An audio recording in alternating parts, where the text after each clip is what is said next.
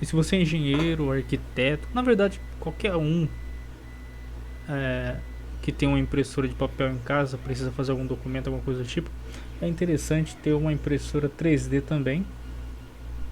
Eu falo que no trabalho eu preciso, né, sempre dessa ferramenta, porque na verdade eu trabalho com prototipagem, então é obrigatório, mas é muito interessante você conseguir fazer alguns reparos, inventar qualquer coisa, tendo a impressora 3D. Tem gente que gosta de impressão 3D porque é tipo um hobby, tipo um brinquedo. Tem gente que faz algumas peças para usar no dia a dia, né? Como pote, essas coisas.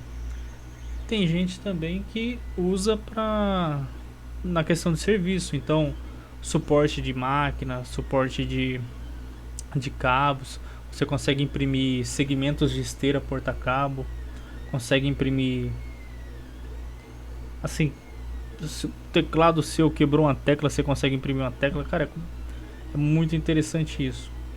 Das coisas que eu fiz, cara, eu já fiz engrenagem, tem engrenagem minha que eu fiz, tá até hoje rodando em máquinas. Fiz em PLA, uma engrenagem com número primo de dentes. Mas beleza, qual que é o ponto principal? O ponto principal é você saber desenhar, e para isso eu tenho uma ferramenta aqui, né, que eu domino assim como a palma da minha mão, cara, que é o Blender. Então, indo aqui pro vídeo, o Blender é um programa, ele começou lá atrás, foi um alemão que bolou ele, tá? As primeiras versões do Blender era horrorosa, era um negócio, nossa, muito arcaico. E aí o que acontece? Parece que a empresa dele tinha quebrado e ele abriu o código fonte pra galera da comunidade melhorando. E hoje o Blender, cara, ele é tipo um programa para edição de malha, um dos mais avançados que tem, gratuito, né? Esse é o ponto principal. Então beleza, aqui ó, vou começar um projeto do zero. O Blender por default ele começa com, vou botar o microfone mais de lado aqui. Nossa, tem que botar ele mais aqui em cima.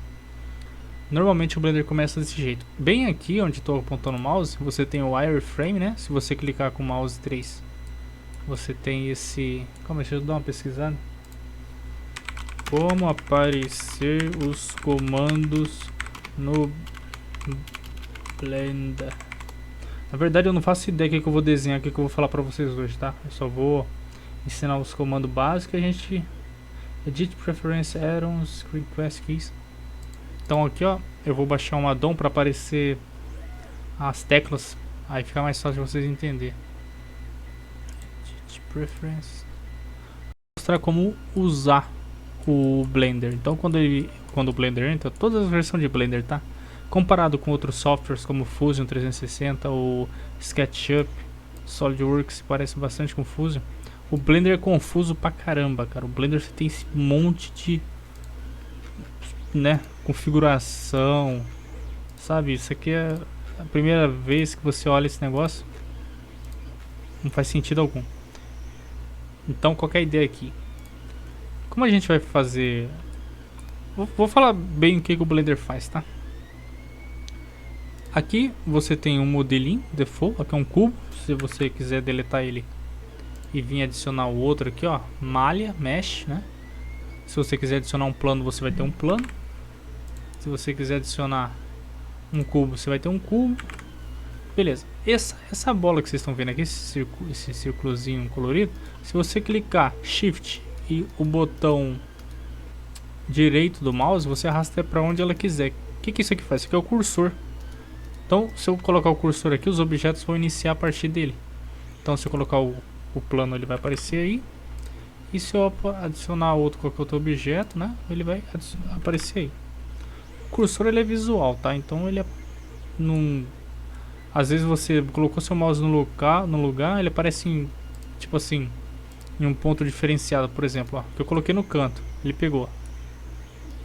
Aqui é para ele estar em cima, né? Opa. Olha lá, apareceu em cima porque a grande verdade é que esse software, cara, ele é muito inteligente. Não faz sentido nenhum ele estar aqui em cima, matematicamente falando, mas ele aparece ali em cima e não aqui como deveria, né?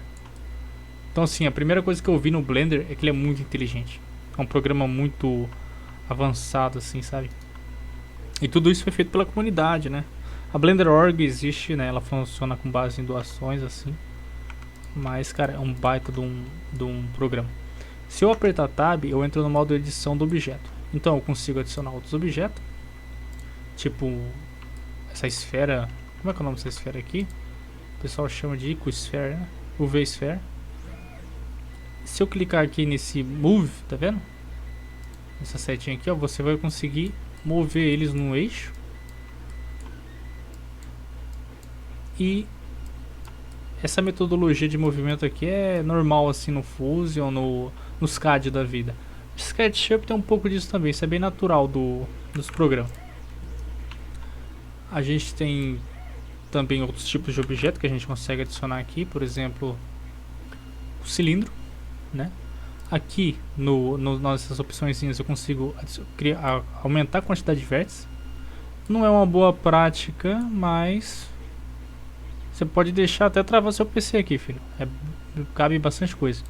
Normalmente, quando a gente não quer que apareça essas vértices aqui, a gente pode usar um atalho, que é esse Shift Ctrl mais Alt e clicar. Ele vai selecionar todos os segmentos. Eu não sei como é que faz isso no SketchUp, se for necessário. SketchUp normalmente não tem essa função assim. Normalmente se o seu cilindro tiver segmentado, você tem que selecionar facinho por face, né? E aí, beleza. Aqui você consegue dar um Shade Smooth, que é suavizar essa malha, né? Vamos chamar assim. E aí você não tem mais essa impressão, né? De várias faces. Você tem uma fluidez aqui, como se tivesse milhares de faces, né? Só que gastando pouco processamento. Seu computador está calculando só essa quantidade aqui. Muito melhor do que... E isso é uma boa prática, né? É sempre bom você focar em tentar fazer o mínimo de polígonos possível para ficar leve, tanto no PC quanto na hora de renderizar. Aqui eu tenho esse cubo, quer dizer, esse cilindro que eu desenhei. Eu clicando aqui eu tenho ele no formato wireframe. Nas teclas do teclado, nos númerozinhos aqui, se eu digitar 7, eu vou olhar lá por cima. 1 nesse perfil, né? Mostrando o eixo X aqui. 3, o eixo X está em direção a mim, né? E na horizontal que eu tenho esse eixo. Ele está girando, né? Se você apertar, só que fica em vista paralela, que é muito fácil de trabalhar assim. Então estava em 3. Se eu digitar 9, eu inverto. Então ele continua nesse eixo no verde, no eixo Y, só que ele inverte, tá vendo? Isso é muito bom, cara, para você alinhar objetos. Por exemplo, eu quero colocar o centro dele, tá vendo essa bolinha laranja aqui, ó? Esse é o centro de massa. Se eu clicar no modo de edição, tá no modo de edição face, aqui eu consigo selecionar os vértices e aqui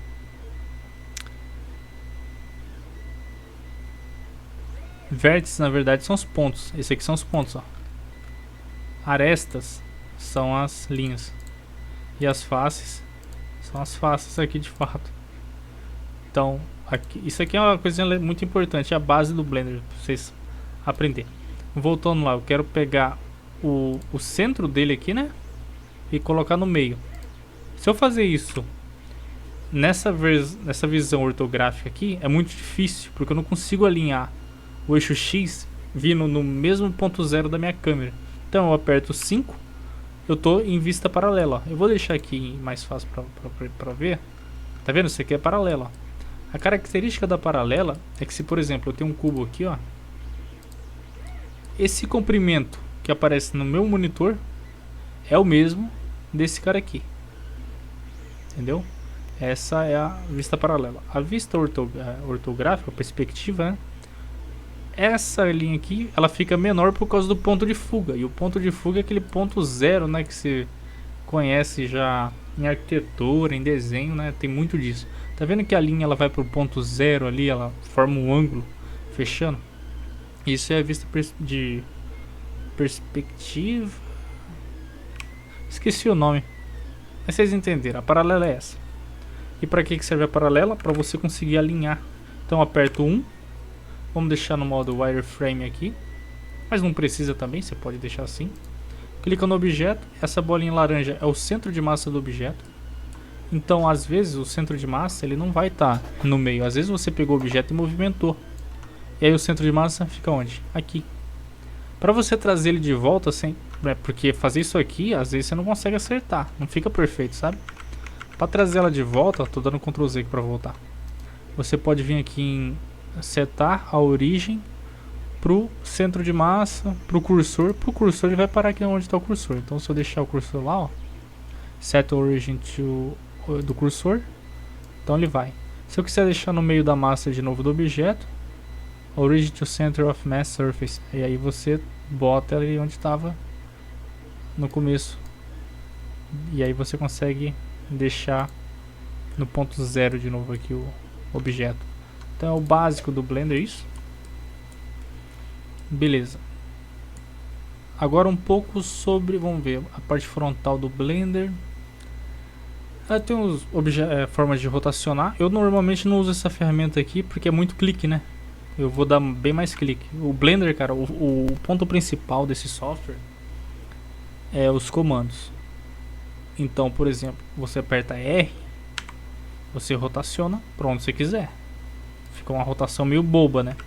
Então o R normalmente vem acompanhado do eixo. O eixo a gente tem X, Y e Z. Então se eu apertar R e Y, eu vou girar no sentido do Y.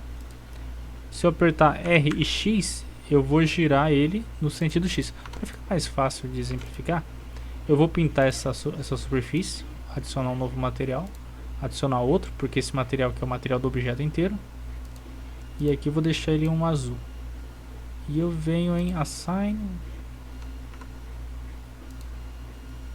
Você vê que não apareceu azul aqui, né? Porque aqui na minha configuração, nesse modo, eu acho que eu não falei isso. Esse modo aqui é o modo para você deixar em um wireframe, né, objeto. Esse aqui é o modo para mostrar a cor e esse aqui é o renderizado. O meu deixa eu mudar aqui para esse aqui é o tipo de renderizador. Tem o Eevee, o Workbench. O Eevee ele é o mais, ele é facinho de rodar, cara. O Workbench é literalmente a forma mais leve de rodar. E o Cycles é o cálculo de luz, né? É um renderizador que calcula o Path Trace. Em vez de CPU eu vou já usar a GPU, que fica mais rápido, né? E para você ter esse fundo, porque no Blender normal você não tem isso, esse fundo branco aqui. Isso aqui é uma coisa que eu vou ensinar mais pra frente, que é você salvar as preferências já de cenário de renderização, que aí você não tem que ficar configurando toda vez que você entra no Blender. Mas beleza, até aqui, né, pelo menos o seu Blender é para estar igual ao meu. Então se eu quiser rotacionar no eixo X, você aperta R, X, e aí você rotaciona no X. Se você quiser rotacionar no eixo Y, no eixo Z, que é o vertical azul, você aperta R e Z. Então, beleza. Agora, se você quiser desenhar qualquer modelo, e isso sobre o cilindro lá, né, que eu tinha feito, tá vendo esse cilindro aqui? Eu consigo imprimir ele. O problema do Blender o que é? É que você não tem isso até com add-ons. O Blender ele é feito para tratar mesh. Então assim, é bem complicado você conseguir uma forma de... Não é bem complicado, tá? Na verdade é só configurar. Você consegue colocar medidas no Blender. No SketchUp isso já é automático. Então você consegue pôr um cilindro e pegar a dimensão dele em milímetro. Lá no comecinho do SketchUp você consegue selecionar milímetros, polegadas, metros, né? É um programa que serve para construção de casa, né? Então ele é bem preciso quanto a isso. O Fusion também, são CADs, né? O Blender não, o Blender está mais preocupado em tratar mesh. E aqui você normalmente pega esse arquivo que você pode escolher a forma que você vai exportar, em colada, em STL, em FBX. Eu vou mandar em STL aqui para minha pasta de download. Vou chamar de cilindro. E aí eu vou exportar. Em downloads aqui você vai ter esse cilindro. E se eu abrir o Cura, né, que é o programa que eu uso para impressão,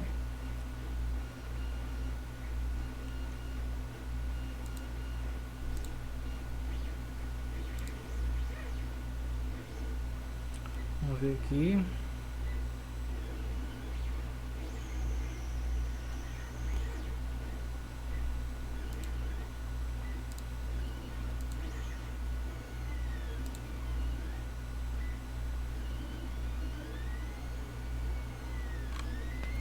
Ô bicho lerdo, abre meu nome. Vai, quando eu vir, vai vir 2 ainda.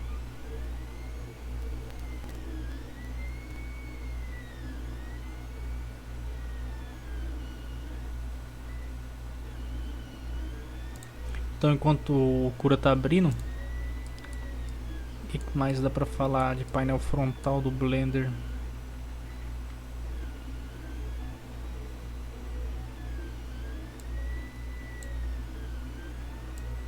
Depois é muito importante também a forma de orientação. Então você vê aqui, ó, que meu cursor, tudo bem que meu cilindro ele tá curvo, mas ainda assim eu consigo mover no eixo X do cenário global. Então se eu quiser mudar para o local, agora o eixo X é o eixo do cilindro, tá vendo? Então aqui, ó, a frente do cilindro agora é o eixo Z, porque quando ele surgiu na minha tela, ele surgiu assim, ó. Opa, RY, o Z é sempre em cima, né? Então ele surgiu assim, ó. É por isso que o Z tá aqui em cima, porque é o local do objeto. Se eu quiser deixar em normal, então por exemplo, eu apertei Tab, modo de edição, cliquei em algumas faces, você consegue mover elas de forma fácil. Voltando lá, beleza, o Alcura abriu, vou voltar aqui lá para edição, eu venho em abrir, né? Cilindro que eu desenhei, tá vendo? Olha o tamanho que ele apareceu. Então assim, para você configurar o Blender, eu vou ensinar isso depois, tá? Em outro vídeo. Para você configurar o Blender, para ele ficar com as medidas precisas e você não precisar mandar esse STL para o SketchUp e lá você colocar as medidas nele, ou para um Fusion, e diminuir esse passo de ter mais um software para encher o saco, você consegue configurar tudo aqui, mandar pro Cura, né? E aqui no Cura eu vou aumentar o scale dele, mas depois de configurar o Blender você não precisa fazer isso. E ele vem, ó, curvo não, é torto, como você desenhou, entendeu? Da mesma forma. E aí você seleciona o material, eu tô sempre usando agora o PTG na impressora, que é muito mais resistente, aguenta mais temperatura, é mais barato e do que o PLA, né, que eu tava usando. E aí é isso, você faz o fatiamento e você vai ter um cubo maciço que você pode usar como, sei lá, suporte, peso de porta, qualquer coisa, cara. Acho que o PTG nem serve, nem é tão pesado assim.